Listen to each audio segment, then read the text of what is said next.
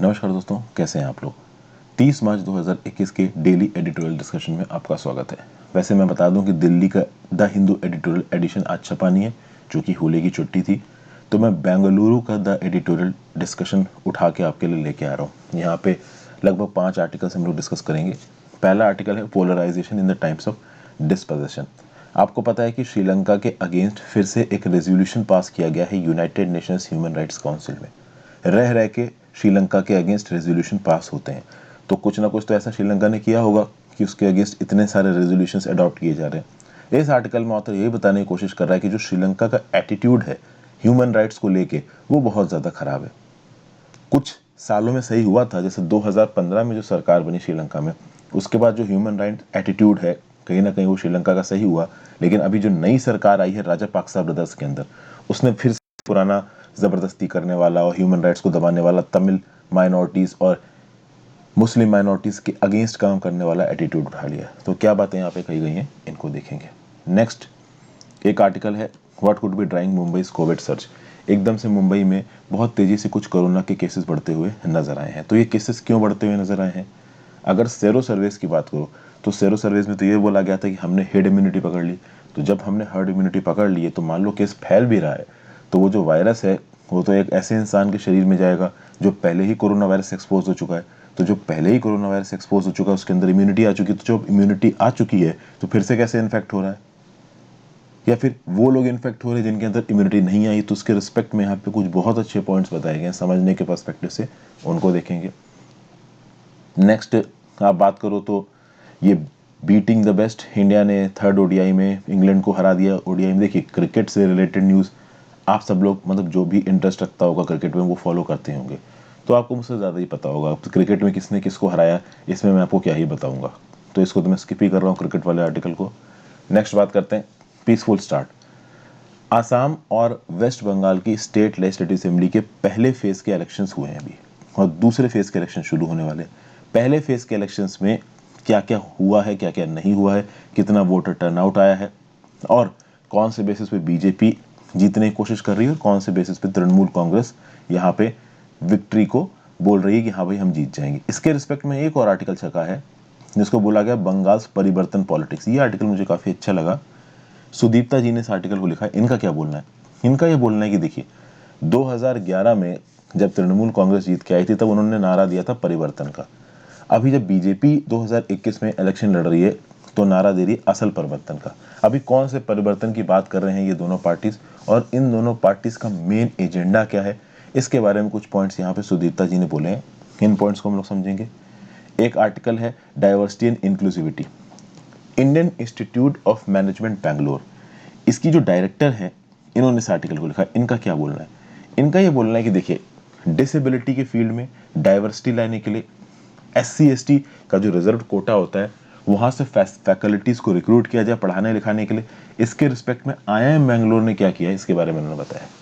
देखिए अब वैसे तो सीधे सीधे एग्जाम्स के पर्सपेक्टिव से ये न्यूज़ आपके काम की नहीं है। अगर आप देखो तो जो लोग कैट की तैयारी कर रहे हैं और Indian institute of management Bangalore में जाके पढ़ना चाहते हैं, उनके भी काम की नहीं। अभी वहाँ पे कौन पढ़ा रहा है कौन नहीं पढ़ा रहा है, ये आपके मतलब का क्या है? आप तो वहाँ पहुँच के MBA करना चाहोगे ना। लेकिन अगर हमारे देश में आपको किसी आंसर में ये कोट करना हो कि भाई डिसेबिलिटी के लिए क्या किया जा रहा है, डिसेबल्ड पर्सन्स के लिए क्या किया जा रहा है, क्या पर्सन्स विद डिसेबिलिटीज एक्ट 1995 का सही प्रकार से इंप्लीमेंटेशन हो रहा है, तो उसके रिस्पेक्ट में सपोर्टिंग एक लाइन आपको इस आर्टिकल में मिलेगी। आपको उन आर्टिकल से जो कि प्राइमा फेसी लगते हैं कि हाँ भाई ये हमारे काम के नहीं है, काम की चीज निकालनी है, तो 2-3 काम की चीज इस आर्टिकल से भी निकलेंगी। That's why I am discussing this article. ठीक है, और वैसे भी ये जो आर्टिकल है this is very much related to social issues, तो इसके बारे में हमको जानकारी होनी चाहिए। तो इतने आर्टिकल तो मैं डिस्कस करूंगा। एक आर्टिकल है, पॉलिसी डॉक्यूमेंट आया है यूनिवर्सिटी ग्रांट्स कमीशन का, जिसका टाइटल है learning outcomes based curriculum framework 2021 for under graduate education. इसकी यहाँ पे बुराई या तारीफ जो बोल लीजिए वो करी जा रही है। इसको मैं कोशिश करूंगा कि मैं अलग से डिस्कस करूं। यहाँ पे सेम टाइम मैं इस चीज़ को डिस्कस नहीं कर रहा हूँ, जो थोड़ा अलग से उस आर्टिकल डिस्कस करना पड़ेगा। तो बड़ा आर्टिकल है, वो छोटा आर्टिकल है नहीं, समय लगेगा। तो बाकी का आर्टिकल जो मैंने अभी आपको बेसिक्स बताए, उनको मैं यहाँ पे आपके साथ डिस्कस करता हूँ। सबसे पहले polarisation in the times of discussion. आगे बढ़ने से पहले वीडियो पे लाइक का बटन दोस्तों, अगर अब तक आपने इस वीडियो को शेयर और सब्सक्राइब नहीं किया है, इस चैनल को शेयर और सब्सक्राइब नहीं किया है तो बिल्कुल कर दीजिए। मुझे हेल्प करने के लिए आप ज्वाइन बटन दबा के चैनल के मेंबर बन सकते हैं। ज्वाइन बटन तभी दबाएं जब आप दबा सकते हो। वैसे अगर आप मेरे चैनल की प्लेलिस्ट सेक्शन में जाओ तो आपको बहुत सी वाली वीडियोस मिल जाएंगी, जिससे आपकी फ्री में प्रिपरेशन हो जाएगी। तो आपको सही लगे तो ज्वाइन बटन दबाइए। इंस्टाग्राम पे फॉलो कर लीजिए, जब मौका मिलेगा आपसे बात करने की कोशिश करूँगा। वैसे भी मैं कनेक्टेड रहने की कोशिश करता हूँ इंस्टाग्राम पे। टेलीग्राम ग्रुप ज्वाइन कर लीजिए, मेरे लेक्चर्स की PDF आपको टेलीग्राम ग्रुप में मिल जाएगी, मेरे लेक्चर्स की नोटिफिकेशन आपको टेलीग्राम ग्रुप में मिल जाएगी। तो क्या बोला गया भाई, polarisation in the times of disposition, it is democratic struggle within Sri Lanka rather than advocacy in Geneva that will put an end to the danger strategy. कहने का मतलब यह है कि श्रीलंका के खिलाफ United Nations human rights council में resolution pass करा के कुछ नहीं होने वाला है। जब तक श्रीलंका के अंदर डेमोक्रेसी के लिए लड़ाई नहीं होगी तब तक कुछ नहीं होने वाला, यही बात यहाँ पे बोली जा रही है। तो रिसेंटली हुआ यह है कि United Nations human rights council ने जेनेवा में एक रेजोल्यूशन पास किया गया है श्रीलंका के अगेंस्ट, और श्रीलंका की वॉर टाइम अकाउंटेबिलिटी की यहाँ पे बात की जा रही है। श्रीलंका के ऊपर ये हमेशा से इल्ज़ाम लगाया गया है कि ये ह्यूमन राइट्स का वायलेशन करते हैं, अपनी तमिल और अपनी मुस्लिम माइनॉरिटीज़ को ये लोग दबाते हैं। ठीक है भाई, इस बार जो वोटिंग पड़ी है, अच्छा हर बार जो श्रीलंका के अगेंस्ट वोटिंग पड़ती है वो पड़ती है जियो पॉलिटिकल इंटरेस्ट के हिसाब से। तो जो कंट्री यहाँ पे वोट डाल रहे हैं ना श्रीलंका के ऊपर, उनको इस बात से कोई मतलब नहीं कि सही में वहाँ पे ह्यूमन राइट्स वायलेशन हो रहे हैं या नहीं हो रहे हैं। वो अपने जियो पॉलिटिकल इंटरेस्ट से वोट डालते हैं। चाहे आप चाइना की बात कर लो, चाहे आप इंडिया की बात कर लो, चाहे बाकी देशों की बात कर लो। लेकिन इस बार जो रेजोल्यूशन पड़ा है, जो वोटिंग पड़ी है, उसमें 22 लोगों ने श्रीलंका के फेवर में वोट किया है, 11 ने अगेंस्ट वोट किया, 14 ने एब्सटेन कर दिया है। इंडिया ने अपने आप को एक्सप्लेन कर दिया, मतलब इंडिया ने ना फेवर में वोट डाला रेजोल्यूशन के, ना ही अगेंस्ट में डाला। ओके, श्रीलंका की प्रॉब्लम यह है कि श्रीलंका अपने ट्रायर हार्डर टू शूट, मतलब अपने ही पैरों में कुल्हाड़ी मार रहा है, अपनी माइनॉरिटीज को दबा के और एक्सटर्नल पावर्स को एलिनेट करके। क्योंकि ऑब्वियस सी बात है, श्रीलंका एक लिमिट से ज़्यादा ह्यूमन राइट्स के रिकॉर्ड का वायलेशन करेगा तो जो एक्सटर्नल पावर्स हैं वो कहीं ना कहीं नाराज़ होंगी ही होंगी। यहाँ पे एक और कहानी सी है, वो कहानी मैं आपको सुनाता जाता हूँ और अपना दिमाग लगा के बिना टेक्स्ट दिए देखे कहानी सुनते जाइए। वैसे मेरी कोशिश रहती है कि मैं आपकी कहानी के हिसाब से समझाऊँ। अगर आप बात करो 2015 में एक और रेजोल्यूशन आया था श्रीलंका के अगेंस्ट, वहां पे श्रीलंका की सरकार ने ही उस रेजोल्यूशन को स्पॉन्सर किया था। इससे पहले की जो श्रीलंका की सरकार रही है, कहीं ना कहीं उन्होंने संविधान में कुछ चेंजेस किए, ठीक है ना। उन संविधान के चेंजेस के दम पे ह्यूमन राइट्स को थोड़ी वैल्यू दी गई, जो ह्यूमन राइट्स काउंसिल्स थी उसकी ताकत को बढ़ाया गया। और आप आगे देखोगे कि कहीं ना कहीं श्रीलंका पोलराइजेशन के अगेंस्ट जाने लगा, ह्यूमन राइट्स के फेवर में आने लगा। जबकि वो एक ऐसा समय था जब पूरी दुनिया पोलराइज हो रही थी। डोनाल्ड ट्रंप का पोलराइजेशन आपको पता ही है, इंग्लैंड ने बोला कि ब्रेक्जिट, हम यूरोपियन यूनियन से बाहर निकल जाएंगे। तो इस प्रकार की चीजें दुनिया में हो रही थी और श्रीलंका में पोलराइजेशन थोड़ा सा कम हो रहा था, थोड़ा सा ह्यूमन राइट्स के प्रति जा रहे थे, थोड़ा सा डेमोक्रेसी के प्रति जा रहे थे ये लोग। वैसे तो वहां पे डेमोक्रेसी है, लेकिन वहां पे रूलिंग पार्टी की चलती है।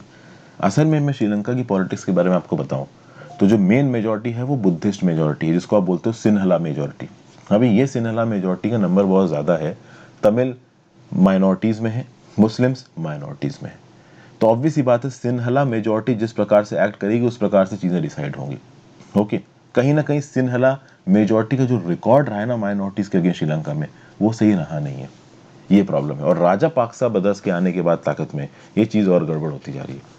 राजा पाक्सा ब्रदर्स ने जो थोड़े बहुत ह्यूमन राइट्स अवेलेबल थे, जो थोड़े बहुत माइनॉरिटीज़ के फेवर में राइट्स अवेलेबल थे, उनको तोड़ना ताड़ना शुरू कर दिया। उसके साथ अगर आप देखो तो श्रीलंका की जो इकोनॉमिक डिपेंडेंस है चाइना पे, वो भी बढ़ रही है। अभी चाइना के साथ ज़्यादा अच्छे रिश्ते के चलते कहीं ना कहीं इंडिया ऑफेंड हो रहा है, कहीं ना कहीं बहुत सारी वेस्टर्न कंट्रीज ऑफेंड हो रही है। सामने से कोई कुछ नहीं बोल रहा है, इंडिया सामने से नहीं बोल रहा। अगर इंडिया चाइना से सामने से धमकी देगा कि तुम, सॉरी, इंडिया श्रीलंका को सामने से धमकी देगा कि तुम चाइना के साथ अच्छे रिश्ते बना रहे हो, तो श्रीलंका बोलेगा तुम अपना काम देखो, ये तो हमारा मन, हम जिसके साथ रिश्ते बनाना चाहेंगे। तो इंडिया को भी भाई बहुत संभल के यहाँ पे स्टेप्स लेने हैं। और अगर आप देखो तो जो तमिल माइनॉरिटीज़ हैं श्रीलंका की और जो मुस्लिम माइनॉरिटीज़ हैं श्रीलंका की, ये अक्सर कर जेनेवा में जो यूनाइटेड नेशंस का ह्यूमन राइट्स काउंसिल कमीशन है, इसको अप्रोच करते हैं कि माई बाप हमको बचाओ, ये श्रीलंका की सरकार हमको दौड़ा दौड़ा के मार रही है। अब यहाँ पे देखिए, माइनॉरिटी कम्युनिटीज के जो लोग हैं वो बहुत लंबे समय से मेजॉरिटी कम्युनिटीज के लोगों के थ्रू अटैक में आ रहे हैं। अब यहाँ पे एक इस्लामोफोबिया वाली चीज़ भी बन रही है। हालांकि इस्लामोफोबिया केवल श्रीलंका में नहीं है, कि इस्लामोफोबिया पूरी दुनिया में फैला हुआ है। इस्लामोफोबिया क्या है? इस्लामोफोबिया ये है कि मतलब इस्लाम धर्म के जो फॉलो करने वाले लोग हैं उनको डिस्क्रिमिनेशन के साथ देखना, ठीक है ना, उनके खिलाफ एक माइंडसेट बना लेना कि भाई ये सही नहीं है, इसको बोला जाता है इस्लामोफोबिया। अगर आप बात करो श्रीलंका की, तो श्रीलंका में आपको पता है कि तमिल्स के अगेंस्ट ह्यूमन बहुत सारे अत्याचार हुए, इस बात में तो देखिए कोई डाउट ही नहीं है। श्रीलंका में तमिल्स को काफ़ी मारा गया है, काफ़ी परेशान किया गया है। लेकिन मैं एट द सेम टाइम आपको ये भी बता दूं, जो तमिल्स का ऑर्गेनाइजेशन है ना, LTT, liberation of tigers of Tamil Eelam, उसने भी कहीं ना कहीं बहुत सारे वॉर क्राइम्स किए हैं। ओके, हालांकि श्रीलंकन आर्मी के वॉर क्राइम्स यहाँ पे थोड़े ज़्यादा हैं।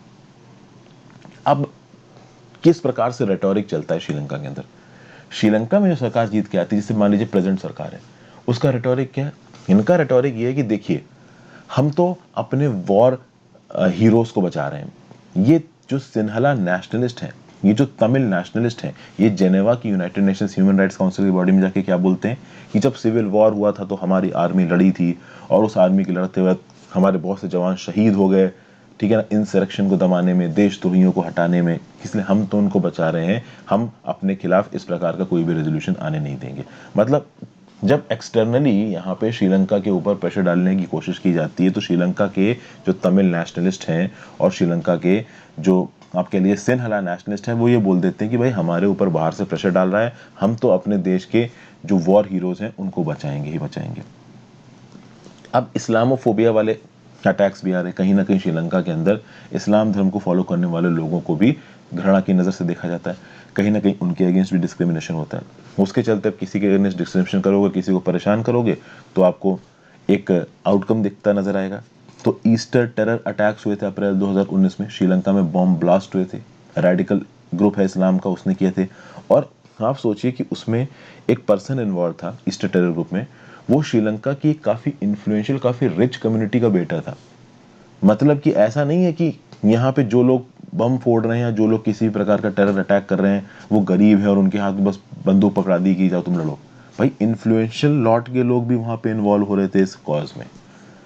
तो कुल मिला के यहाँ पे आप देखो, अप्रैल 2019 में ईस्टर टेरर अटैक्स हुआ श्रीलंका में, उसके चलते अभी मुस्लिम्स ने अटैक किया, उसके चलते अब देखिए, जब भी इस प्रकार कोई अटैक होता है तो इस्लामोफोबिया क्या बोलता है कि देखो ये मुस्लिम्स अटैक कर रहे हैं, जबकि एक्चुअली में ये जो अटैक है वो मुस्लिम्स नहीं कर रहे हैं, एक रेडिकल ग्रुप कर रहा है, और वो अपने आप को इस्लाम धर्म का रिप्रेजेंटेटिव बता रहा है, जबकि वो इस्लाम धर्म का रिप्रेजेंटेटिव नहीं है।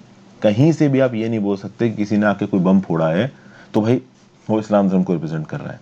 कहीं ना कहीं आप कह सकते हो कि वो एक भटका हुआ इंडिविजुअल है या फिर एक खराब इंडिविजुअल है, बट वो पूरे के पूरे धर्म को रिप्रेजेंट कर रहा है, ये सही नहीं हो सकता है।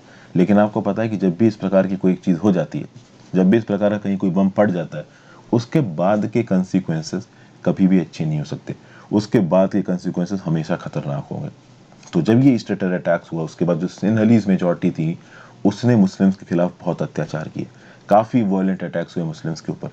और उस साल 2019 में चुन के आए प्रेसिडेंट गोटाबाया राजपक्षा। अब समझिए, पार्लियामेंट के इलेक्शंस अलग होते हैं श्रीलंका के अंदर, प्रेसिडेंट के इलेक्शंस अलग होते हैं। तो 2019 के प्रेसिडेंशियल इलेक्शंस में कौन जीत गए?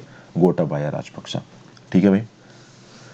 उसके बाद अगर आप देखोगे, जब मिस्टर राजपक्सा के इलेक्शंस हुए थे तो जो माइनॉरिटीज हैं, खासकर जो मुस्लिम माइनॉरिटीज हैं, उन्होंने उसके अगेंस्ट वोट डाले। लेकिन जो मेजॉरिटी है, सिन्हला मेजॉरिटी, जो कि पहले बहुत सारे अलग अलग छोटे छोटे ग्रुप्स में डिवाइडेड थी, वो मिस्टर राजपक्सा के पीछे आके खड़ी हो गई। पोलराइज हो गया ना एटमॉस्फेयर कि भाई मिस्टर राजपक्सा और बाकी जो बड़े बड़े लीडर्स थे, जो भी रूलिंग पार्टी के लोग थे, वो क्या बोलने लगे कि हमारा देश खतरे में, देखिए इस प्रकार के बम अटैक हो रहे हैं, हमें जिताओ हम तुम्हें बचाएंगे।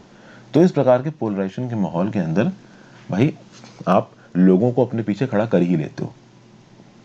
ओके, चलिए, अगस्त 2020 में हुए पार्लियामेंट्री इलेक्शंस। पार्लियामेंट्री इलेक्शंस आते आते चीज़ें काफ़ी बदल हो चुकी थी। सिन्हला मेजॉरिटी एक दूसरे के साथ कंसोलिडेट होकर खड़ी थी, काफ़ी, मतलब आप कह सकते हो कि उनका क्लियर था कि भाई हम तो राजपक्सा को ही वोट देंगे। जो माइनॉरिटीज़ थी, जैसे आप तमिल माइनॉरिटी की बात कर लो, जैसे आप मुस्लिम माइनॉरिटी की बात कर लो, ये आपस में काफ़ी बटे हुए थे। इनको नहीं समझ में आ रहा था कि करें तो करें क्या, आपस में काफ़ी फ्रेगमेंटेड थे। और आप देखोगे बहुत सारी तमिल माइनॉरिटीज़ ने भी राजपक्सा ब्रदर के कॉलिशन के फेवर में वोट दे दिया। आप देखो, अगर श्रीलंका की जब वोटिंग प्रोसेस चल रहा था उस समय पे मैंने करण की 2-3 वीडियोस बनाई थी। मैंने वहाँ पे आपको बताया था कि भाई जो तमिल माइनॉरिटीज़ हैं, जो मुस्लिम माइनॉरिटीज़ हैं, जो हमेशा से राजापक्सास के अगेंस्ट वोट देती आई हैं, उनमें से भी कुछ लोगों ने उनके फेवर में वोट दे दिया, जो कि काफ़ी फ्रेगमेंटेड थे, उनको कोई प्रॉपर पॉलिटिकल अल्टरनेटिव नज़र ही नहीं आ रहा था। लेकिन जैसे ही ये राजापक्सा ब्रदर पावर में आए, इन्होंने पावर को अपने हाथों में कंसोलिडेट करना शुरू किया और इन्होंने पास किया 20th अमेंडमेंट। 90th अमेंडमेंट हटा दिया गया, 20th अमेंडमेंट पास कर दिया गया 2/3 मेजोरिटी से। उसके बाद एक्सिक्यूटिव को एक्सेसिव पावर्स, ह्यूमन राइट्स और डेमोक्रेटिक पावर्स का, डेमोक्रेटिक राइट्स का हनन, ये सब यहाँ पे होना शुरू हो गया। इसके इंस्टेंसेस क्या क्या हैं? तो कोविड-19 के विक्टिम्स को जलाना ही है, बरी नहीं होने देना है। अभी कोई मुस्लिम पर्सन अगर कोविड-19 के चलते उसकी डेथ हुई है, तो उनके तो धर्म के राइट्स ये बोलते हैं कि भाई उनको दफनाया जाएगा, लेकिन ज़बरदस्ती आप बोलोगे क्रिमेशन है। ये बहुत बड़ा सोशल मुद्दा है, बहुत सेंसिटिव मुद्दा है। भाई यहाँ पे तो कम्युनल राइट्स छिड़ सकते हैं। तो कुछ इस प्रकार की चीज़ें कहीं ना कहीं श्रीलंका में देखने को मिली। हालांकि बाद में श्रीलंका की सरकार ने अलाउ कर दिया कि ठीक है भाई, जो भी मुस्लिम पर्सन की मृत्यु होती है उसको बरी किया जा सकता है, भले कोविड-19 की वजह से हुई हो या नहीं हुई हो। लेकिन इस प्रकार के नियम कानून ही नहीं आने चाहिए फर्स्ट टाइम में। जब इस प्रकार के नियम कानून फर्स्ट टाइम में आते हैं ना, साफ साफ ये नजर आता है कि सोसाइटी को पोलराइज करने की कोशिश की जा रही है। उसके बाद इकोनॉमिक पोस्ट, श्रीलंका के इकोनॉमिक हालात भी कुछ अच्छे नहीं। एक बहुत डिवास्टेटिंग इकोनॉमिक क्राइसिस ने श्रीलंका को हिट किया है। ओके, श्रीलंका ने अपने यहाँ पे ट्रेड को लिबरलाइज कर दिया है। बहुत सारी फॉरेन कैपिटल श्रीलंका के अंदर पहुंच रही है। श्रीलंका बहुत हद तक इंपोर्ट्स पे डिपेंडेंट है। श्रीलंका के सामने बहुत सारे एक्सटर्नल डेप्ट पेमेंट्स पेंडिंग है और श्रीलंका के पास प्रॉपर फॉरेन अर्निंग्स है नहीं। कुल मिला के जो उनकी इकोनॉमी है वो ठीक ठाक डिप्रेशन में एंट्री मारती हुई नजर आ रही है। उसके बाद उनकी इंटरनल एनिमी, एक्सटर्नल एनिमी बहुत है। ओके, सबसे खास बात यहाँ पे ये है कि एक्सटर्नल एनिमी की बात करो श्रीलंका की, तो श्रीलंका ये बोल सकता है कि भाई वो कंट्रीज जो इनके ह्यूमन राइट्स रिकॉर्ड को सामने लेके आने की कोशिश कर रहे हैं उनको एक्सटर्नल एनिमी बोलते हैं। इंटरनल एनिमी क्या है? इंटरनल एनिमी है गरीबी। भाई देश के लोगों के पास खाने का पैसा नहीं होगा, उनके पास ब्रेड और बटर नहीं होगा, तो सड़कों पर उतर ही आएंगे। एक बार वो सड़कों पर उतर आए तो कोई भी सरकार यहाँ पे टिक नहीं सकती। और इस प्रकार के बहुत से मूवमेंट श्रीलंका में ऑलरेडी छोटे छोटे पॉकेट्स में हो रहे हैं। जैसे कि एक 6 डे की मार्च हुई थी जिसको तमिल नेशनलिस्ट मोबिलाइजेशन बोला गया है। ये शुरू हुई पोतुविल नाम की जगह है साउथ ईस्ट में और गई पोली हांडी पे। यहाँ पे तमिल नेशनलिस्ट भी थे, यहाँ पे कुछ मुस्लिम कम्युनिटीज के लोगों ने भी ज्वाइन किया। क्यों ज्वाइन किया? क्योंकि कहीं ना कहीं सरकार के अगेंस्ट अपने अपोजिशन को दिखाना चाहते हैं। तो ये बात है। अच्छा, इस आर्टिकल में श्रीलंका के इसमें जो जो पूरा का पूरा क्वैगमायर कह लीजिए या पूरा का पूरा केओस कह लीजिए जो फैला हुआ है, इसके लिए रिस्पॉन्सिबल किसको ठहरा रहे हैं ऑथर? तो रिस्पॉन्सिबल बोल रहे हैं श्रीलंका के पॉलिटिकल एलिट्स को। श्रीलंका के political elites nationalist world view लेके चलते हैं, कहीं ना कहीं सोसाइटी को पोलराइज करते हैं। अगर इंडियन पीस कीपिंग डिबैकल देख लीजिए 1980s का, नॉर्वेजियन पीस प्रोसेस देख लीजिए 2000 का, ठीक है, 2009 में जो श्रीलंकन सिविल वॉर खत्म हुआ, तो श्रीलंकन सिविल वॉर शुरू होने से लेके एंड तक ऑथर यहाँ पे ये बोल रहा है कि जो लीडरशिप रही है आपकी श्रीलंका की, वो बहुत हद तक रिस्पॉन्सिबल रही है। कहीं ना कहीं लीडरशिप ने ऐसे रोल प्ले किए जिससे सोसाइटी पोलराइज हो, और कुछ अभी भी यही हो रहा है। अभी भी देखिए जो राजपक्सास हैं ये कहीं ना कहीं सोसाइटी को पोलराइज ही कर रहे हैं। इंडिया के रिस्पेक्ट में क्या है? इंडिया के रिस्पेक्ट में ये है कि भाई इंडिया कहीं ना कहीं फ्रस्ट्रेटेड है श्रीलंका से। ईस्ट कंटेनर टर्मिनल प्रोजेक्ट, जिसको कोलंबो पोर्ट का जो प्रोजेक्ट था, उससे इंडिया जापान को बाहर कर दिया गया। अब ये प्रोजेक्ट इंडिया के लिए स्ट्रेटेजिकली बहुत इंपॉर्टेंट था। तो ऐसे समय पे, और खासकर जब तमिलनाडु के इलेक्शंस आने वाले हैं, उस समय पे ये देखना बहुत ज़रूरी था कि इंडिया क्या श्रीलंका के फेवर में वोट करता है या अगेंस्ट में वोट करता है United Nations human council rights में। इंडिया ने एब्सटेन कर लिया। इंडिया ने ना फेवर में वोट किया ना अगेंस्ट में वोट किया। इंडिया ने यहाँ बहुत स्ट्रेटेजिकली काम किया। गुस्से में आके लेके देखिए इंटरनेशनल रिलेशंस में कुछ होता नहीं है। कहीं ना कहीं जो तमिल माइनॉरिटीज़ हैं और जो कहीं ना कहीं तमिलनाडु का एक बहुत बड़ा फैक्शन है, वो हमारी केंद्र सरकार से नाराज़ है कि आप श्रीलंका के अगेंस्ट क्यों नहीं वोट कर रहे हो। दूसरी बात, यहाँ पे इंडिया तो नाराज है ही कि ईस्ट कंटेनर टर्मिनल प्रोजेक्ट यहाँ पे हट गया, लेकिन at the same time Indian सरकार ओरली ये बोल रही है कि भैया जो प्रोविंसेस हैं जहाँ पे तमिल माइनॉरिटीज़ को प्रोविंशियल असेंबलीज में इलेक्ट होने का मौका दिया जाता है, वो इलेक्शंस टाइम पे आने चाहिए। तमिल माइनॉरिटीज़ के अगेंस्ट जो इनइक्वालिटी हो रही है, इनजस्टिस हो रहा है, वो नहीं होना चाहिए। तो कहीं ना कहीं अभी के लिए जो हमारी रिजाइम है वो ओरली श्रीलंका को बोल रही है कि आपको अपनी माइनॉरिटीज़ के लिए काम करना है, बट हाँ इंटरनेशनल प्लेटफॉर्म पे उनको ह्यूमिलेट नहीं कर रहे हैं, ना उनका सपोर्ट कर रहे हैं ना ह्यूमिलेट कर रहे हैं, क्योंकि हमने यहाँ पे एब्सटेन कर दिया। हालांकि ऑथर एंड में ये भी बोल रहा है कि जो प्रेजेंट बीजेपी की सरकार है, मोदी जी की सरकार है, वो क्या किसी और के ह्यूमन राइट्स की बात करेगी, वो खुद ही ह्यूमन राइट्स का हनन कर रहे हैं, वो खैर एक अलग बात है। ठीक है भाई, तो ये था ये वाला आर्टिकल। नेक्स्ट आर्टिकल पे चलते हैं। It is what could be driving Mumbai's Covid surge, the extent to which new variants are circulating and reinfections occurring needs to be investigated urgently. Recently अगर बात की जाए मुंबई की कोविड सर्च की, तो ऑन एन एवरेज 5500 नए cases आ रहे हैं पिछले एक हफ्ते में मुंबई में। ठीक है, नंबर बढ़ रहा है, बहुत दिनों से नंबर काफी कम था। इतनी तेज स्पीड केसेस की अप्रैल 2020 में देखी गई थी, हालांकि उसके बाद स्पीड बहुत तेजी से बढ़ी थी। देखिए मई, जून, जुलाई, अगस्त, वो जो समय था काफी खराब था इंडिया के लिए। उस समय पर महाराष्ट्र में, पूरे देश में केसेस बहुत बढ़ रहे थे। उतने बुरे हालात अभी नहीं पहुंचे हैं, ना मुंबई में ना पूरे इंडिया में, बट कहीं ना कहीं एक शुरुआत सी हो गई है। अब ये बताया गया था कि जब अप्रैल 2020 में और उसके बाद कोरोना फैलना शुरू हुआ मुंबई में, तो सबसे पहले वो पहुंचा हाउसिंग सोसाइटीज में। आपको पता है कि मुंबई में सिंगल घर होना बहुत मुश्किल है। यूपी साइड चले जाओ, बिहार साइड चले जाओ, हो सकता है आपके पास सिंगल घर हो। मतलब सिंगल घर मतलब आपके पास एक प्लॉट है, उस प्लॉट के ऊपर आपने घर बना लिया। मुंबई में क्या होता है, ज्यादातर हाउसिंग सोसाइटीज है कि एक बड़े से प्लॉट पे बड़ी बिल्डिंग बना ली, उसमें छोटे छोटे फ्लैट एलोकेट कर दिए। तो सबसे पहले मुंबई में जब 2020 में कोरोना फैलना शुरू हुआ था, तो वो हाउसिंग सोसाइटीज में गया, फिर स्लम्स में गया। अभी स्लम में तो कोरोना को ट्रैक कर पाना बहुत मुश्किल होता है, क्योंकि स्लम में अगर एक कोविड-19 का केस पकड़ा तो ऐसे बहुत से केसेस होंगे जो पकड़ में नहीं आएगा। अब यहाँ पे क्या हो रहा है, रिसेंटली जब डेली टेस्ट के नंबर को बढ़ाया गया तब ये पता चला कि मुंबई में जो टेस्ट पॉजिटिविटी रेट है वो 13% पहुंच चुका है। ये एक बड़ा चिंता का विषय है। टेस्ट पॉजिटिविटी रेट 13% पहुंचने का मतलब क्या है, कई बार बता चुका हूं, पता भी होगा आपको। अगर 100 लोगों की टेस्टिंग की गई तो उसमें 13% लोग कोरोना पॉजिटिव पाए गए। This is test positivity rate. तो ऐसे जो रेट्स हैं अक्टूबर 2020 के बाद अब देखने को नहीं मिले हैं। मार्च 2021 के एंड में टेस्ट पॉजिटिविटी रेट 13% में पहुंच चुका है। अब इसकी वजह क्या है? अच्छा, एक चीज और, ये जो 13% टेस्ट पॉजिटिविटी रेट पहुंचा है, इसमें एक वजह ये भी बताई जा रही है कि जो आरटीपीसीआर टेस्ट नहीं हो रहा है हर जगह पे, कुछ जगह पे रैपिड एंटीजन टेस्ट भी हो रहा है। और रैपिड किट्स में क्या होता है कि उनको पूरी तरीके से इफेक्टिव नहीं माना जाता है। रैपिड किट्स के बारे में ये बोला जाता है कि भाई जब ये कोरोना पॉजिटिव बता रही है तो हो सकता है वो पर्सन कोरोना निगेटिव हो, और जब ये कोरोना निगेटिव बता रही है तो हो सकता है वो पर्सन कोरोना पॉजिटिव हो।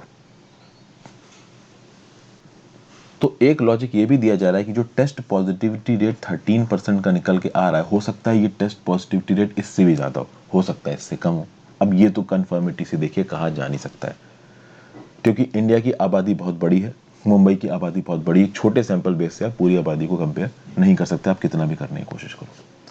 अब बात यहाँ पे ये आती है कि अगर आप सेरो प्रेवलेंस सर्वे की बात करो, सेरो प्रेवलेंस सर्वे हो चुके हैं इंडिया में, ठीक है ना, फिर और ये आईसीएमआर ने कंडक्ट करवाए थे, अगर याद हो।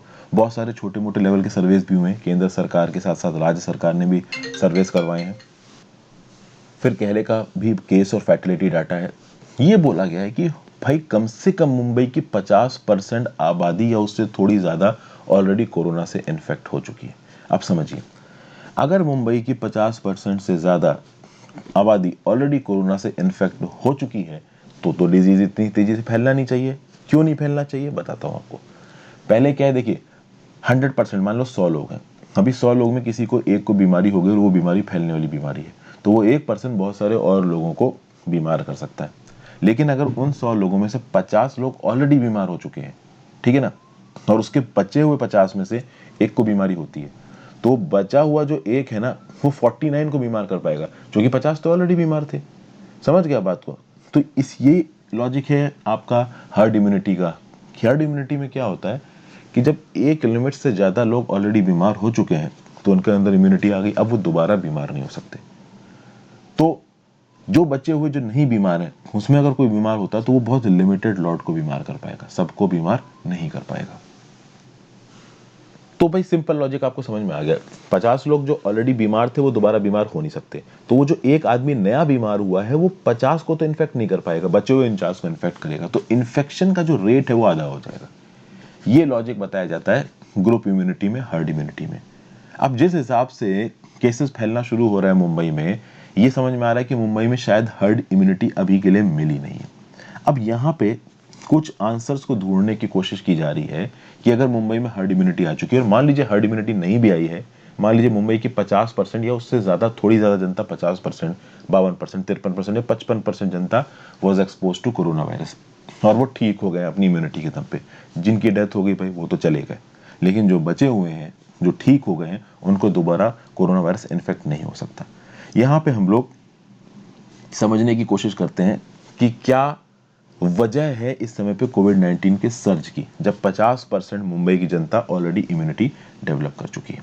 देखिए, सबसे पहली चीज तो यहाँ पे ये बताई जा रही है, जब भी कोरोना वायरस में इन्फेक्शन की बात होती है तो जो लोग होते हैं ना, वो नेटवर्क्स में एक दूसरे के साथ इंटरेक्ट करते हैं। लोग कभी रैंडमली एक दूसरे के साथ इंटरेक्ट नहीं करते। इसका क्या मतलब है?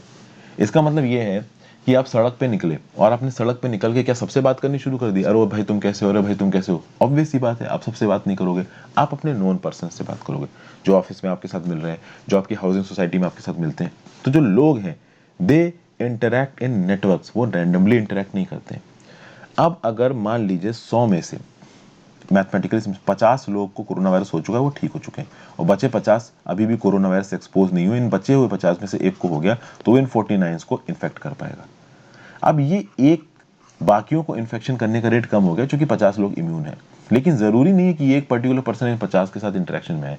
ये जो एक पर्सन है, ये बचे हुए 49 के साथ इंटरेक्शन से इसलिए आ सकता है क्योंकि उसके नेटवर्क में हो सकता है ऐसे लोग हों जो कि पहले इन्फेक्ट ना हुए हो। कुछ हाउसिंग सोसाइटी, कुछ जगहें अभी भी मुंबई में ऐसी हैं जहां पे पहले कोरोना वायरस बहुत ज्यादा नहीं फैला था, जहां पे कोरोना वायरस का जो फैलाव था शुरू में रोक दिया गया था, और अब अगर वहां पे कोरोना वायरस फैलना शुरू हो रहा है तो वो उन जगहों के लोगों को बहुत तेजी से इन्फेक्ट करेगा। आप समझो, किसी को कोरोना वायरस हुआ, ठीक हुआ, ठीक हो गया, आपको पता है उसको कोरोना वायरस हुआ है, तो भी आप उससे ज्यादा, आपको ये भी मालूम है कि वो बंदे के अंदर इम्यूनिटी आ गई है, वो ठीक हो चुका है, उसके बाद भी आप थोड़ा उसके साथ टच दूर रखोगे, थोड़ा जल्दी उसके साथ हाथ नहीं मिलाओगे।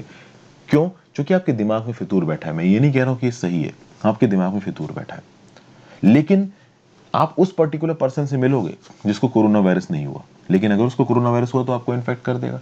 तो जब आप नेटवर्क में मिलते हो, तो नेटवर्क में मिलने वाले लोगों से जब कोरोना फैलता है, और खासकर वो नेटवर्क ऐसा हो जहां पहले नहीं फैला है, तो ऑब्वियस सी बात है, इन्फेक्शन का रेट ज्यादा हो जाएगा। ठीक है। दूसरी बात, जो अनइवन स्प्रेड है वो इस वजह से भी है कि मुंबई में जो लाइफ है वो ऑलरेडी नॉर्मल पे जा चुकी है। मुंबई की जो लोकल है वो खचाखच भरने लगी थी, ऑब्वियस सी बात है, भीड़ में तो कोरोना वायरस फैलेगा ही फैलेगा। ये भी बात यहाँ पे बताई जा रही है। प्लस एक और यहाँ पे पॉसिबल व्यू पॉइंट बताया जा रहा है कि एक नया सार्स CoV-2 का स्ट्रेन फैल रहा है। ये जो नया स्ट्रेन है, आप ये कह सकते हो इंग्लैंड का हो सकता है, ये कह सकते हो ब्राजील का हो सकता है, ये कह सकते हो साउथ अफ्रीका हो सकता है, एक डबल्ड म्यूटेंट स्ट्रेन आ रहा है। इन स्ट्रेन्स की इन्फेक्टिविटी बहुत ज़्यादा बताई जा रही है, और जब इनकी इन्फेक्टिविटी बहुत ज़्यादा बताई जा रही है, तो पहले कोरोना वायरस का जो स्ट्रेन फैल रहा था, जितना वो लोगों को इन्फेक्ट कर रहा था, ये नया वाला स्ट्रेन ज़्यादा इन्फेक्ट कर रहा है। तो ऐसे केसेस में ये बोला जा रहा है कि इन्फेक्टिविटी नए स्ट्रेन जो फैल रहा है उसकी ज़्यादा, उसके वैसे भी केसेस बढ़ सकते हैं। दूसरी बात, क्या ऑलरेडी जो लोग इम्यून हो चुके हैं कोरोना वायरस से, क्या वो दोबारा इन्फेक्ट हो सकते हैं?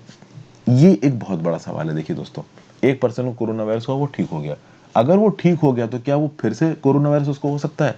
This is not sure. अभी भी किसी को ये बात मालूम नहीं है, लोग अभी भी डाउट में है। तो this should be explore about कि हाँ, इस चीज के अंदर अभी भी साइंटिस्ट लगे हुए हैं। किसी को एक बार कोरोना वायरस हो गया, वो ठीक हो गया, तो क्या कोरोना वायरस का दूसरा स्ट्रेन उसको फिर से बीमार कर सकता है? फिर भाई पंजाब में देखिए तो यूके वाला वेरिएंट काफी फैला हुआ है, महाराष्ट्र में एक नए प्रकार का कोरोना वेरिएंट है, डबल म्यूटेशन वेरिएंट। तो ये सब भी एक वजह प्ले कर सकते हैं मुंबई में जो सर्ज हुआ है कोरोना वायरस का। इसमें अगर आप देखो तो आने वाले समय में हम ये होप कर सकते हैं कि भाई कोरोना वायरस को मिटिगेट कर दिया जाएगा, कुछ प्रायर इम्यूनिटी का रोल रहेगा, कुछ नई जो वैक्सीनेशन मिल रही है लोगों का, उसका रोल रहेगा। कुल मिला के इस डिजीज के अगेंस्ट लड़ाई हो सकती है। अब चूंकि कोरोना वायरस का इन्फेक्शन फैल रहा है, तो सरकार भी एक्टिव हो गई है, सरकार ने भी बहुत सारे लॉकडाउन यहाँ पे इम्पोज करने शुरू कर दिए हैं, तो उसके चलते भी इन्फेक्शन को कहीं ना कहीं रोकने में मदद मिलेगी। तो जो री इन्फेक्शंस है, जो फिर से ऐसा सुनने में आ रहा है कि बतेरी वजहों से हो सकते हैं, और ये अलग अलग वजह कौन सी हैं, ये मैंने आपको बता दी। पहली वजह तो ये हो गई कि लोग नेटवर्क्स में ऑपरेट करते हैं, रैंडमली ऑपरेट नहीं करते। दूसरी वजह ये हो गई कि भाई एक बार जिस पर्टिकुलर पर्सन को इन्फेक्शन हो गया, क्या वो किसी बड़े वेरिएंट से फिर से इन्फेक्ट हो सकता है? तीसरी वजह ये हो गई कि कोई नया इन्फेक्शन बहुत तेजी से इन्फेक्शन रेट फैला सकता है। तो ये 3-4 वजह याद रखिएगा, किसी क्वेश्चन में लिखने में आपको काम आएंगी। ठीक है, नेक्स्ट आर्टिकल पे चलते हैं। नेक्स्ट आर्टिकल है आपका पीसफुल स्टार्ट। ये पीसफुल स्टार्ट किसकी बात की जा रही है? ये बात की जा रही है वेस्ट बंगाल के इलेक्शंस की। Okay, first phase of assembly elections हुए हैं वेस्ट बंगाल में और असम में। यहाँ पे बात की जा रही है, देखिए वेस्ट बंगाल असम में फर्स्ट फेज ऑफ पोलिंग हुई सैटरडे को। कुछ कॉन्स्टिट्यूएंसीज में जो टर्न आउट था ना वो 80% से ज़्यादा। मैं आपको बता दूं, टर्न आउट 66% या 67% रहता है ना एक इलेक्शन का, इसको बहुत अच्छा फिगर माना जाता है। इवन डेवलप्ड कंट्रीज में भी जो वोटिंग टर्न आउट होता है ना, वो समवेयर अराउंड दिस ही होता है। वेस्ट बंगाल और आसाम की जो फर्स्ट फेज ऑफ इलेक्शन हुए, उसमें कुछ कॉन्स्टिट्यूएंसीज में टर्न आउट 80% से ज़्यादा था। ठीक है, आसाम में 47 असेंबली कॉन्स्टिट्यूएंसी में वोट डाले गए, वेस्ट बंगाल में 30 कॉन्स्टिट्यूएंसी में डाले गए। ओके, और यहाँ पे जो टर्न आउट थे वो 79.97% और 84.63% तक पहुंच गए हैं। फिर अगर आप बात करो 2016 में जब इलेक्शंस हुए थे स्टेट लेजिस्लेटिव असेंबली के, तो तृणमूल कांग्रेस ने वेस्ट बंगाल के जो ट्राइबल रीजन था जंगमहल का, वहां की 30 सीटों में से 26 सीटें जीती थी।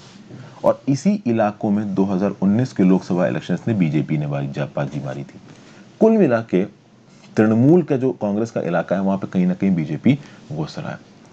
अगर आप बात करो आसाम की, क्या बताया गया? The ruling BJP one 35 of the 47 seats in 2016। ये स्टेट लेजिस्लेटिव असेंबली की बात हो रही है।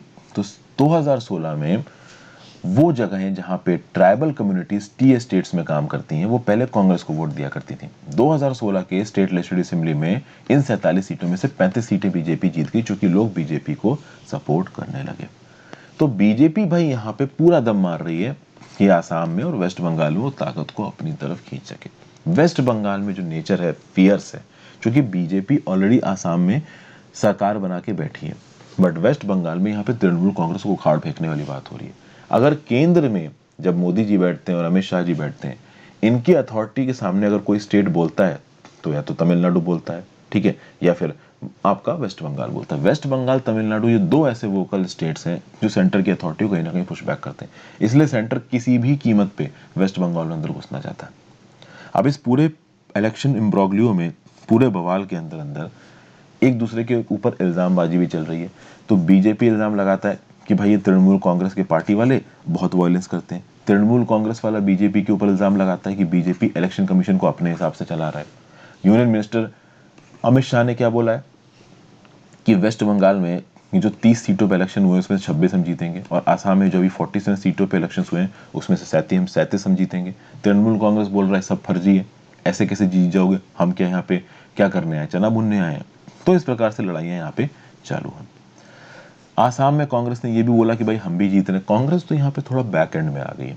मेन पार्टीज यहाँ पे आपकी तृणमूल कांग्रेस ही है और बीजेपी ही है। ठीक है, अब बात यहाँ पे ये है कि with effect from 1 April second phase of election will start. ठीक है, कितने फेजेस में इलेक्शंस हो रहे हैं? तो 8 फेजेस में वेस्ट बंगाल में इलेक्शंस हो रहे हैं और 3 फेजेस में आसाम में इलेक्शंस हो रहे हैं। अगर आप बात करो तो आसाम में बीजेपी उतनी डिफेंसिव नहीं है जितनी टीएमसी वेस्ट बंगाल में डिफेंसिव। अब आप बोलोगे डिफेंसिव का यहाँ पे क्या मतलब हो गया? बीजेपी की ऑलरेडी सरकार है आसाम में, तृणमूल कांग्रेस की सरकार है वेस्ट बंगाल में। तो बीजेपी अपनी सरकार को आसाम में बचाने की कोशिश करेगी, तृणमूल कांग्रेस अपनी सरकार को वेस्ट बंगाल बचाने की कोशिश करेगी। बीजेपी डिफेंसिव नहीं का क्या मतलब है कि बीजेपी को कहीं ना कहीं ये पता है कि आसाम में वो जीत जाएंगे, बट तृणमूल कांग्रेस को ये डर है कि वेस्ट बंगाल से उनकी सरकार बाहर निकल सकती है। कहीं ना कहीं एक एंटी इनकम्बेंसी वाला एलिमेंट यहाँ पे प्रेजेंट है। अब आप बोलोगे एंटी इनकम्बेंसी का एलिमेंट क्या है? देखिए, ऑलरेडी एक सरकार बहुत लंबे समय से जब राज कर रही होती है तो उस सरकार के अगेंस्ट लोगों के अंदर बहुत से ग्रजेस आने लगते हैं। भाई ये तो इतने लंबे समय से राज कर रहे हैं, ये लफड़ेबाजी कर रहे हैं, ये लफड़ेबाजी कर रहे हैं, इस प्रकार के इल्जाम सरकारों के ऊपर लगने लगते हैं। और कहीं ना कहीं तृणमूल कांग्रेस के ऊपर बहुत से इल्जाम लगे कि इनके पॉलिटिकल लीडर्स करप्शन करते हैं, ये लोगों को धमकाते हैं, वायलेंस करते हैं, इस प्रकार के बतेरे इल्जाम लगते हैं तृणमूल कांग्रेस के ऊपर। तो तृणमूल कांग्रेस के अगेंस्ट एक एंटी इनकम्बेंसी वाला फैक्टर है। 10 साल हो चुके हैं ऑलरेडी इनकी सरकार चल रही है। ओके, पार्टी ने बहुत सारे पॉलिटिकल प्रोमिस किए थे, कहीं ना कहीं वो पूरे नहीं कर पाए। कोई पार्टी नहीं पूरे कर पाती है, ऐसी कोई पॉलिटिकल पार्टी नहीं है जिसने अपने सारे वादे करे हों, पूरे किए हों। बट कहीं ना कहीं इनकी जो चीफ मिनिस्टर है ममता बनर्जी, इनकी पर्सनल पॉपुलैरिटी अभी भी बंगाल में बहुत ज़्यादा है, प्यार से लोग इनको दीदी बोलते हैं। तो हो सकता है कि इनकी पॉपुलैरिटी की बेसिस पर अच्छे खासे वोट तृणमूल कांग्रेस यहाँ पे खींच जाए। ओके, अगर आप बात करो बीजेपी की, तो बीजेपी का कोई नोन लीडर नहीं है बंगाल में। बंगाल में BJP as a chief minister किसको बनाएगा, इसके बारे में मैंने पहले वीडियो में बात की थी, ये भी क्लियर नहीं है। हाँ, यहाँ पे जो भी पॉपुलैरिटी वाला फैक्टर है वो प्रधानमंत्री नरेंद्र मोदी जी का है और होम मिनिस्टर अमित शाह जी का है। और यहाँ पे बीजेपी कोशिश कर रही है कि एंटी तृणमूल कांग्रेस सेंटीमेंट के बेसिस पे ये लोग पावर को जीत जाए। अभी कितना जीत पाएंगे कितना नहीं जीत पाएंगे इस बारे में बोल पाना मुश्किल है, लेकिन एक चीज यहाँ पे कंफर्म है। कंफर्म ये है, अच्छा कंफर्मेशन वाली चीज पे वापस आते हैं। अभी के लिए बीजेपी ने कोई चीफ मिनिस्टर कैंडिडेट अनाउंस नहीं किया है। आसाम में क्या है कि ऑलरेडी बीजेपी के बहुत इंपॉर्टेंट मेंबर्स एक्टिव हैं। एक हिमंत बिस्व शर्मा है, एक चीफ मिनिस्टर सर्बानंद सोनोवाल है, ये दोनों बीजेपी की तरफ से ही है। अभी रिसेंटली मोदी जी बांग्लादेश गए थे, जिसके चलते कम्युनल टेंशंस भी थोड़े बहुत बढ़ने लगे। कम्युनल टेंशंस की बात की जाए, चिंता का विषय अब वापस आते हैं कि टेंशन की बात क्या है। टेंशन की बात यह कि जब बांग्लादेश में मोदी जी विजिट पे गए, कम्युनल टेंशंस छिड़ गए, वहां की हिंदू माइनॉरिटी के ऊपर से अटैक होने लगे। जब वहां की हिंदू माइनॉरिटीज के ऊपर अटैक होंगे तो हो सकता है कि वो हिंदू मेजोरिटी इंडिया में मुस्लिम माइनॉरिटीज के अगेंस्ट अटैक करने लगे। ऐसे पोलराइजेशन के माहौल में जब कम्युनल टेंशन उठ रहे हो और इलेक्शन हो रहे हो, पॉलिटिकल पार्टी दूध की धुली नहीं है। कोई पॉलिटिकल पार्टी दूध की धुली नहीं है, चाहे वो तृणमूल कांग्रेस हो चाहे वो बीजेपी हो। तो इन इलेक्शंस में इस प्रकार के पोलराइजेशन के माहौल को अपने फेवर में कोई पॉलिटिकल पार्टी इस्तेमाल ना कर ले, इसके लिए यहाँ पे इलेक्शन कमीशन को भी बहुत विजिल पे रहना पड़ेगा, बहुत अलर्ट रहना पड़ेगा, ऑन टोज रहना पड़ेगा, क्योंकि इस प्रकार के पोलराइजेशन माहौल में कुछ भी गड़बड़ हो सकता है। ठीक है भाई, ये सब बातें यहाँ पे बोली गई हैं। फिर बात करते हैं डाइवर्सिटी एंड इंक्लूसिविटी। यहाँ पे बात हो रही है Indian institute of management Bangalore की। क्या बोला जा रहा है, IIM Bangalore's policies offer key insights into providing equitable opportunities to all। क्या बोला जा रहा है भाई, इंडिया की डाइवर्स पॉपुलेशन है, ठीक है, लेकिन इंडिया की डाइवर्स पॉपुलेशन होने के बाद भी कुछ सोशल स्ट्रक्चर्स अभी भी इंडिया में ऐसे हैं जिसके चलते हजारों की तादाद के लोग अपने पोटेंशियल को रियलाइज नहीं कर पाते हैं। वो अपने स्किल्स और टैलेंट को सामने लेके नहीं आ पाते हैं, कहीं ना कहीं चीजें दब जाती हैं, उनका टैलेंट दब जाता है, उनका ग्रोथ का पोटेंशियल दब जाता है। ऐसे केस में सरकार ने इस बात को इंश्योर करना रिस्पॉन्सिबिलिटी बनती है कि उनका पोटेंशियल ना दबे। क्या उसके लिए सरकार ने कुछ किया? बिल्कुल है, सरकार ने बहुत सारे कॉन्स्टिट्यूशनल और स्टैट्यूटरी प्रोविजंस बना रखे हैं जिसके चलते लोगों के राइट्स ना दबे। ठीक है ना, हमारे देश में जो वल्नरेबल सेक्शन, जैसे फॉर एग्जांपल भाई रिजर्वेशन कोटास रखे गए हैं SC STs OBCs के लिए, तो जो वल्नरेबल सेक्शंस के लोग हैं उनके लिए ऑलरेडी कोटा रखे गए हैं। लोकल बॉडीज में वुमेन्स के लिए रिजर्वेशन है, बहुत अलग अलग प्रकार का रिजर्वेशन हमारे देश में एग्जिस्ट करता है। ठीक है, तो इक्विटी और डाइवर्सिटी को बढ़ाने के लिए देश की सरकार की तरफ से ये स्टेप है। यहाँ पे इंडियन इंस्टीट्यूट ऑफ मैनेजमेंट की बात हो रही है। इंडियन इंस्टीट्यूट ऑफ मैनेजमेंट बता रहा है कि भाई हमारे इंस्टीट्यूट ने डिसेबिलिटी के लिए पहले से ही काम करना शुरू कर दिया। देखिए क्या बता रहे हैं, इंस्टीट्यूट ने बोला है कि that Indian institute of Bangalore admitted students with disability even before persons with disability equal opportunities protection of rights in full participation act 1995 was introduced. मतलब ये जो पर्सन्स विद डिसेबिलिटी एक्ट 1995 सरकार लेके आई थी 1995 के लगभग, उससे पहले ही IIM बैंगलोर की पॉलिसी में कुछ ऐसा था कि हाँ भाई हम डिसेबल्ड बच्चों को अपने यहाँ पे पढ़ने का मौका देंगे।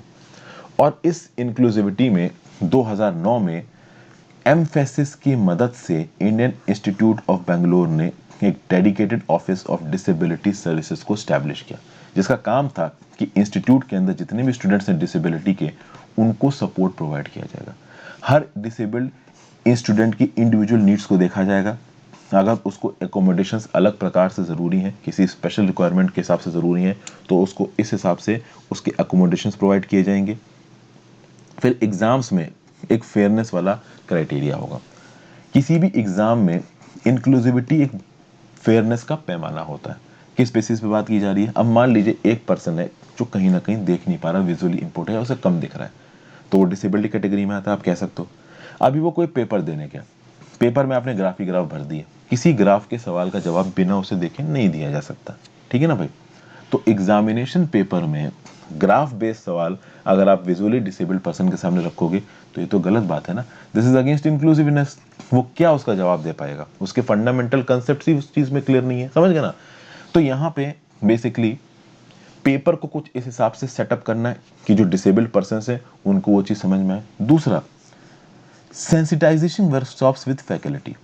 कहने का मतलब ये है कि एक डिसेबल्ड पर्सन को कैसे अप्रोच करना है, ये भाई फैकल्टी को ही पता होना चाहिए, क्योंकि फैकल्टी एसेस कर रही है बच्चों को। तो जब बच्चों को फैकल्टी एसेस कर रही है तो फैकल्टी को पता होना चाहिए कि कैसे एसेस करना है।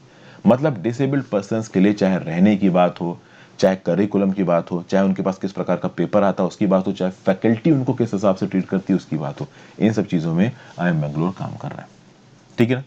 फिर देखिए यहाँ पे क्या बोला गया, the Indian institute of management Bangalore efforts have been recognized by prestigious NCPEDP Emphasis Universal Design Award। तो NCPEDP Emphasis Universal Design Award मिला है IIM बेंगलोर को, किस लिए? For pioneering work in promoting accessibility and universal design and ensuring a life of equality and dignity for students with disability। मतलब कि ये जो डिसेबल्ड स्टूडेंट्स हैं इनके पास इक्वलिटी की जिंदगी हो, डिग्निटी की जिंदगी हो, ओके, और ये प्रॉपर तरीके से पढ़ सके। मतलब इनके लिए जो कुछ भी IIM बेंगलोर में पढ़ाई ऑफर की जा रही है बहुत इंक्लूसिव तरीके से ऑफर की जाए, वो पढ़ाई इनके लिए एक्सेसिबल हो, ये बात यहाँ पे कही जा रही है। ठीक है, फिर आगे बात करते हैं।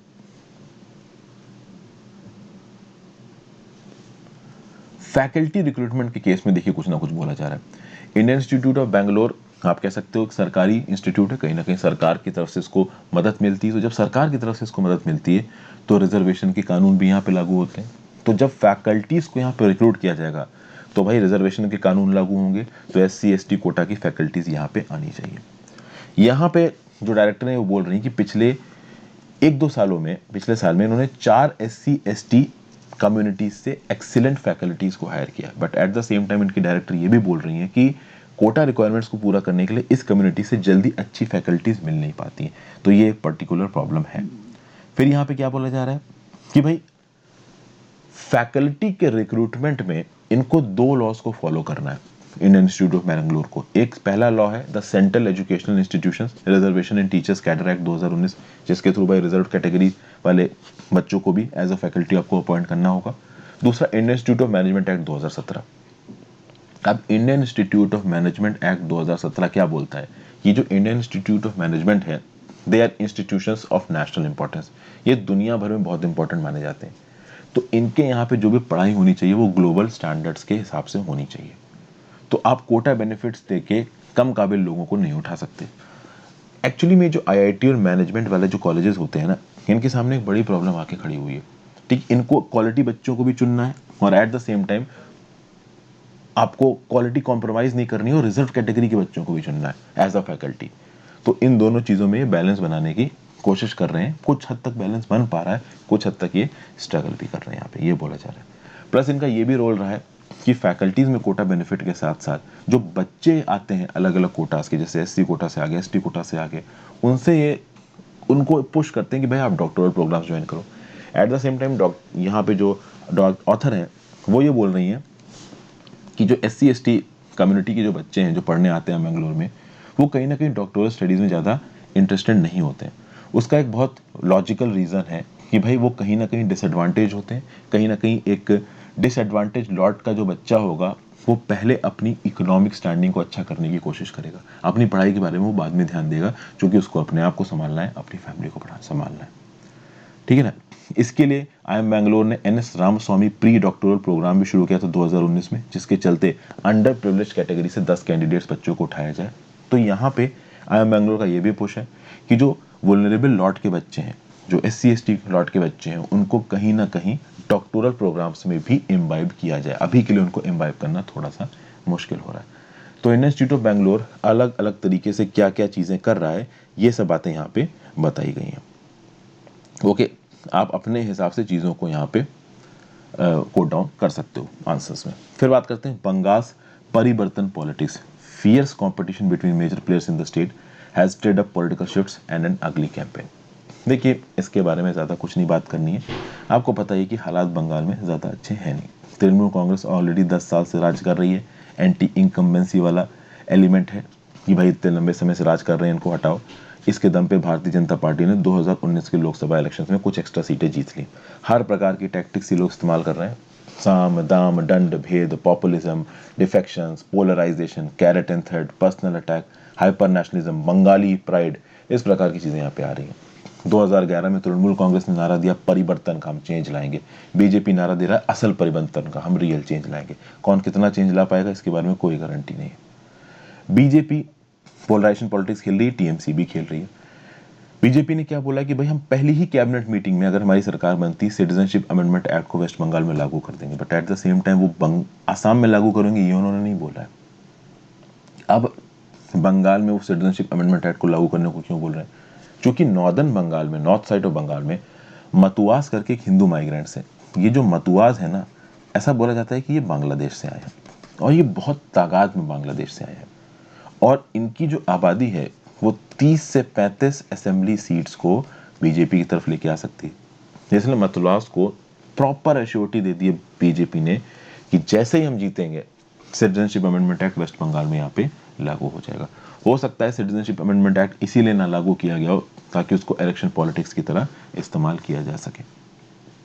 At the same time Trinamool Congress की जो ममता बनर्जी हैं उन्होंने एक रेजोल्यूशन पास कर दिया है सिटीजनशिप अमेंडमेंट एक्ट की तरफ। उन्होंने बोला है कि हम इसको लागू नहीं होने देंगे। इसके बीच में मुस्लिम कम्युनिटी, देखिए मुस्लिम कम्युनिटी की आबादी ठीक ठाक है बंगाल में, 27% है। कहीं ना कहीं मुस्लिम कम्युनिटी में एक एंटी बीजेपी वाला फैक्टर आ जाता है, बीजेपी के काम करने के तरीके में एक एंटी मुस्लिम वाला फैक्टर आ जाता है, वो आ ही जाता है। अगर आप इलेक्शन के पर्सपेक्टिव से, इलेक्शन के मुद्दे से देखोगे तो ये फैक्टर आना ही आ रहा है। ओके, स्टेट की बीजेपी लीडरशिप ने बहुत बार ऐसे आप कह सकते हो प्रोवोकेटिव स्टेटमेंट्स दिए हैं कि हम बांग्लादेशी मुस्लिम्स को बंगाल से निकाल देंगे, 1 करोड़ बांग्लादेशी मुस्लिम्स बंगाल में रह रहे हैं। अभी इस प्रकार के आप स्टेटमेंट्स दोगे तो पॉलिटिक्स तो देखिए पोलराइज होगी ही होगी। फिर कुछ और भी प्रोमिसेस किए गए हैं तृणमूल कांग्रेस के मैनिफेस्टो में, बीजेपी की मैनिफेस्टो में। बीजेपी ने बोला है कि भाई गवर्नमेंट जॉब्स में 33% रिजर्व होगा वुमेन्स के लिए, लड़कियों को फ्री एजुकेशन दी जाएगी किंडरगार्टन से पोस्ट ग्रेजुएशन लेवल तक, ट्रांसपोर्ट फैसिलिटीज वुमेन के लिए फ्री कर दी जाएंगी, विडो पेंशन 1,000 रुपये से बढ़ा के 3,000 रुपये कर दिया जाएगा। तो इस प्रकार के कुछ वेलफेयर वाली चीज़ों को भी यहाँ पे प्रोमलगेट किया गया है। लेकिन पोलराइजेशन के माहौल पे वेलफेयर जो अनाउंसमेंट हुए हैं उन पे ज़्यादा ध्यान नहीं जा रहा है। बीजेपी के जीतने के चांसेस ठीक ठाक हैं क्योंकि 2019 के लोकसभा इलेक्शंस में भाई बीजेपी ठीक ठाक सीटें खींच गई। अगर आप बात करो 2011 के वेस्ट बंगाल लेजिस्लेटिव इलेक्शंस की, तो वहां पे बीजेपी को केवल 4% वोट मिले थे पूरे वेस्ट बंगाल में। और 2019 के लोकसभा इलेक्शंस की बात करो तो बीजेपी 40% वोट खींच के लेके गई है। ठीक है, यहाँ पे 2-3 चीजें बताई गई। 2011 में तृणमूल कांग्रेस ने कैसे जीता? तृणमूल कांग्रेस ने जो लेफ्ट पार्टी की सरकार थी उनको बाहर निकाला किनके बेसिस पे? तो आपको पता है कि उस समय पे नंदीग्राम में, सिंगूर में जो नैनो प्लांट वाला इशू चल रहा था उसको हटवा के ममता बनर्जी जी ताकत में आ गई। कहीं ना कहीं आइडियोलॉजिकल क्लैश था उस समय के लेफ्ट लीडर्स और तृणमूल कांग्रेस में। कुछ इसी प्रकार के आइडियोलॉजिकल क्लैश को यहाँ पे बीजेपी इस्तेमाल करने की कोशिश कर रही है। ऑब्वियसली बात है, ये ideological clash is very much related to religion. तो ये सब बातें यहाँ पे बोली जा रही हैं। अब देखते हैं क्या होता है क्या नहीं होता है।